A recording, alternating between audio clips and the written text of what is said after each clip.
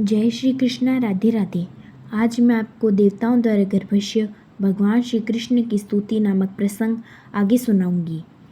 जैसा कि श्रीमद् भगवत गीता में पुष्टि की गई है कि नाहम प्रकाश सर्वस्य। श्री भगवान कहते हैं, मैं हर एक के लिए प्रकाशित नहीं हूँ।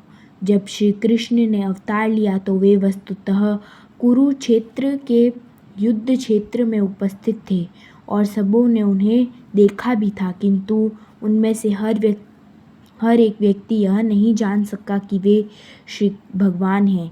फिर भी उनकी उपस्थिति में मरने वाले प्रत्येक व्यक्ति को भवबंधन से पूर्ण मुक्ति मिली और वह वैकुंठ लोक को भेज दिया गया। हे श्री भगवान, निर्विशेषवादी या अभक्त यह नहीं समझ सकते कि आपका नाम आपके रूप से अभिन्न है। चूँकि श्री भगवान परम है, अतः उनके नाम तथा वास्तविक रूप में कोई अंतर नहीं है। भौतिक जगत में नाम तथा रूप में अंतर होता है। आम का फल आम के नाम से भिन्न होता है। कोई केवल आम की रट लगाकर आम का स्वाद नहीं पा सकता, किंतु भक्त जानता है कि श्री भगवान के नाम तथा रूप में कोई अंतर नहीं, अतः वह हरे कृष्ण महामंत्र हरे कृष्ण कृष्ण कृष्ण हरे हरे, हरे राम राम राम हरे हरे का कीर्तन करता है और अपने आप को सदैव श्री कृष्ण की संगति में अनुभव करता है। जो व्यक्ति परमेश्वर के परम ज्ञान में बहुत सिद्ध नहीं है, उन्हें भगवान श्री कृष्ण अपनी दिव्य लीलाएं दिखाते हैं। वे केवल श्री भगवान की इन लीलाओं का ही चिंतन कर सकते हैं और पूरा लाभ उठा सकते हैं। चूँकि श्री भगवान के दिव्य नाम तथा रूप में कोई अंतर नहीं होता, अतः इनकी दिव्य लीलाओं तथा उनके रूप में कोई अंतर नहीं होता। जो अल्पज्ञानी हैं, अर्थात यथा स्त्रियां, श्रमिक या वर्णिक वर्ग, उनके लिए व्यासदेव ने महाभारत की रचना की है। महाभारत में श्री कृष्ण अपने विभिन्न कार्यकलापों के साथ विद्यमान है। महाभारत इतिहास है। अल्पज्ञानी लोग श्री कृष्ण की दिव्य लीलाओं के अध्ययन, श्रवण तथा स्मरण मात्र से ही क्रमशः शुद्ध भक्त के पद को प्राप्त होते हैं। शुद्ध भक्त जो श्री कृष्ण के दिव्य चरण कमल के विचार में सदैव लीन रहते हैं और सदैव पूर्ण कृष्ण भावनामृत में रहते हुए श्री कृष्ण भक्ति में लगे रहते हैं, उन्हें कभी भी इस जगत में रहते हुए नहीं मानना चाहिए।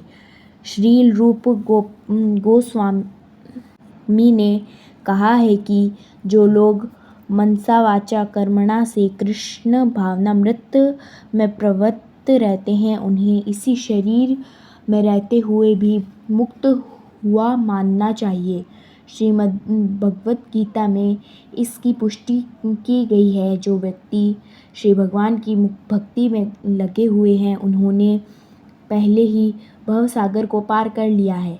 श्री कृष्ण भक्तों तथा अभक्तों को समान रूप से जीवन का अंतिम लक्ष्य प्राप्त करने का अवसर देने के लिए प्रकट होते हैं।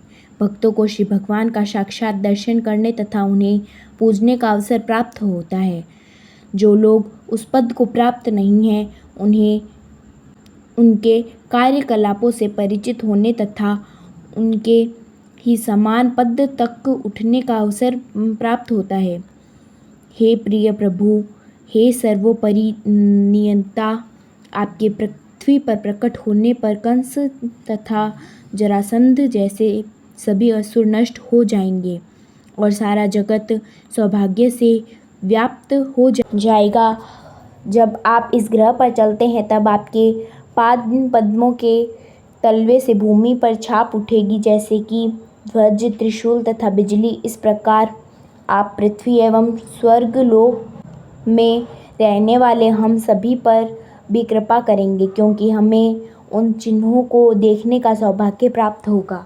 देवताओं ने आगे कहा, हे प्रभु, आप अजन्मा हैं, अतः आपके प्रकट होने का यदि कोई कारण हो सकता है तो वह आपकी आनंददायक लीलाएं ही हैं। यद्यपि श्री भगवान के प्रकट होने का कारण श्रीमद् भागवत गीता में बताया गया है। वे भक्तों की रक्षा करने तथा अभक्तों का विनाश करने के लिए अवतरित होते हैं, किंतु वस्तुतः वे अपने भक्तों से आनंद मिलन के लिए अवतरित होते हैं, भक्तों के विनाश के लिए नहीं। ये अभक्त तो प्रकृति की मात्र एक ठोकर के द्वारा ही विनष्ट हो कर दिए जाते हैं। प्रकृति की बहिरंगी शक्ति के कारण अर्थात उत्पत्ति, पालन तथा संहार स्वतः चलते रहते हैं, किंतु आपके पवित्र नाम का आश्रय लेने मात्र से ही, क्योंकि आपका नाम तथा आपका व्यक्तित्व अभिन्न है, भक्तगण पर्याप्त सुरक्षित रहते हैं। जब श्री भगवान अवतरित होते हैं तो भक्तों की सुरक्षा तथा अभक्तों का विनाश वास्तव में श्री भगवान के कार्य नहीं होते। ये तो उनके दिव्य मनोविनोद के लिए है। उनके अवतार लेने का कोई अन्य कारण नहीं हो सकता। हे प्रभु, आप यदुवंश में सर्वश्रेष्ठ के रूप में प्रकट हो रहे हैं और हम आपके चरण कमलों में अपना सादर विनम्र नमस्कार कर रहे हैं।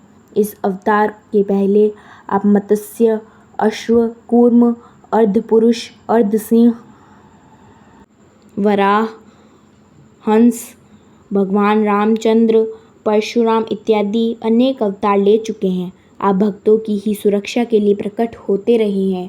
अतः हम आपसे प्रार्थना करते हैं कि आप अपने प्रस्तुत रूप में हमें तीनों लोकों में वैसी ही सुरक्षा प्रदान करें और शांतिपूर्ण जीवन यापन के लिए मार्ग के समस्त अवरोधों को दूर कर दें।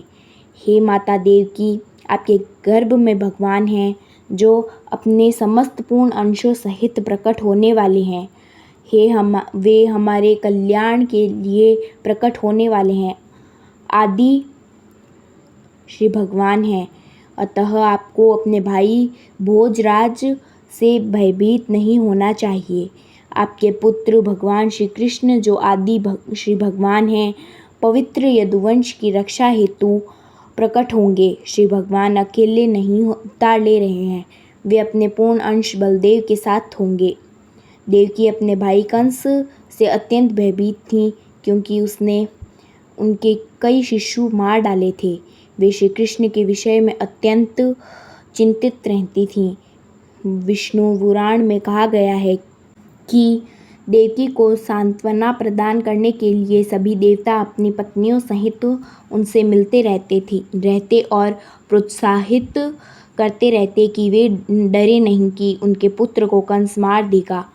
उनके गर्भ में स्थित श्री कृष्ण को न केवल संसार का भार कम करने अपितु उन्हें यदुवंश के हित की रक्षा करने और निश्चित रूप से देवकी तथा वसुदेव की रक्षा करने के लिए प्रकट होना था। ऐसा माना जाता है कि श्री कृष्ण को वसुदेव के मन से देवकी के मन में और फिर वहाँ से उनके गर्भ में स्थानांतरित कर दिया गया था। अतः सभी देवताओं ने श्री कृष्ण की माता देवकी की पूजा की। इस प्रकार श्री भगवान के दिव्य रूप की पूजा करने के पश्चात ब्रह्मा तथा शिव जी को आगे करके सभी देवता अपने स्वर्गिक लोकों को चले गए। इस प्रकार लीला पुरुषोत्तम भगवान श्री कृष्ण के अंतर्गत देवताओं द्वारा गर्भस्य भगवान श्री कृष्ण की स्तुति नामक दूसरे अध्याय के भक्ति वेदना तात्पर्य पूर्ण हुए। अगले वीडियो में मैं आपको भगवान श्री कृष्ण का जन्म नामक प्रसंग सुनाऊंगी। जय श्री कृष्णा। राधे राधे।